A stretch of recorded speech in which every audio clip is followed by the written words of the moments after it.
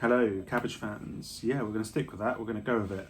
Right, this video is about how I'm going to switch my channel around a little bit. So I normally do a lot of Lego stuff, but I've often been delving into the different kind of block-based sets, and one of them is Cobi.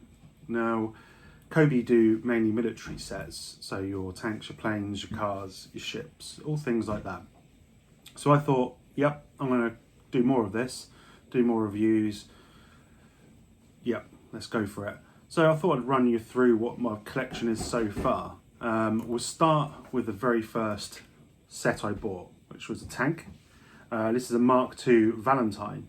This is a World War II tank, predominantly used by the British forces.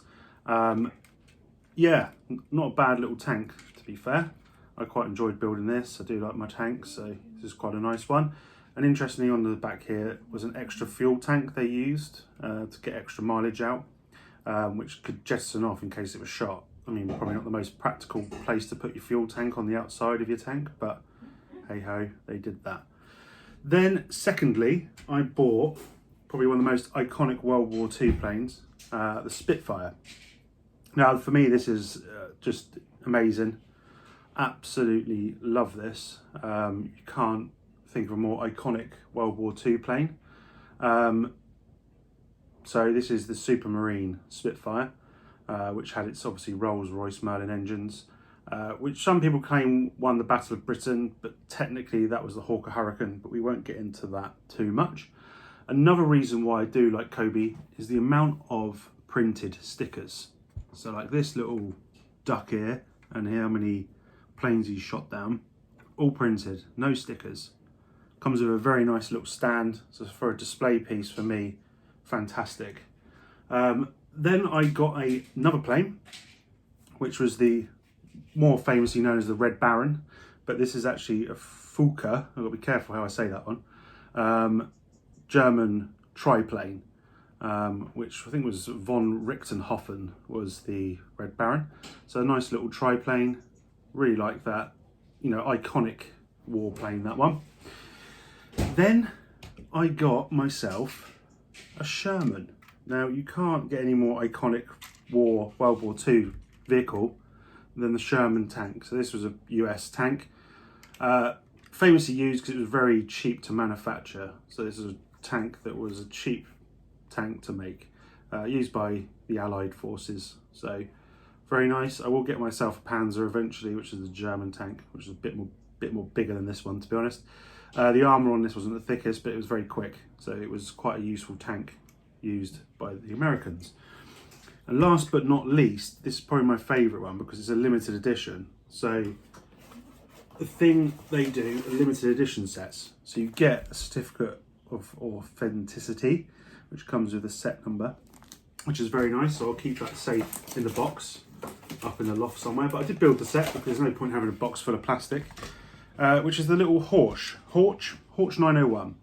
So it's kind of like the classic kind of German car to drive the generals. And the reason why this one's a limited edition is it has a special character in it, which is this chap. If you've ever seen the film Valkyrie, that's who that is. I did a video on it, so if you want to know any more about this chap, you can go watch that. He lost his hand and his eye trying to kill Hitler, basically. He was a Nazi, but he went against Hitler's rule and tried to kill him. Ended up getting shot himself because he got found out. It's a very good film. It's got Tom Cruise in it, called Valkyrie. I'd recommend it. It's a great film. Comes with a little stand. So if I can get this back on, I won't bother. There's a nice little stand, and on that printed piece is which one mine is. So number 939, I think that is. Yep. So yet again, another little cool display piece. And with this, you get all printed pieces. So it comes with kind of like a little table and a map. So yeah, I love it. So people will be like, well, you're never going to buy Lego again. Of course, I'm still going to get Lego as the wife permits it, as you know. Because for me, Lego still do fantastic sets. You know, you can't deny that. But this is something they will never probably delve into, the military side. And that's been discussed many, many times, why they won't do that. Where should they do that?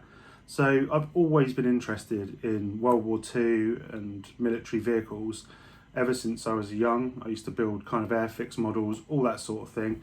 I've even been to all the D-Day landing sites, Omaha, all those places. So for me, it's a real interest, really interesting topic. So you're going to see more of these and more Cobi sets from myself. Interestingly, I've just become an affiliate member on Brick Tanks, who supply Cobi sets in the UK, Europe and worldwide. If you use code CabbageFace on the checkout screen, you'll receive a 5% discount, which is great. Everyone likes a little bit of a discount on these things. So check them out, check out these sets. They're not expensive by any means. You won't be able to get the limited edition sets on Brick Tanks. You have to buy those direct from Cobi on their website. But I mean, if you're talking about price of these things, Spitfire was $29.99. The Red Baron was about £20. The Sherman, I think, was £30.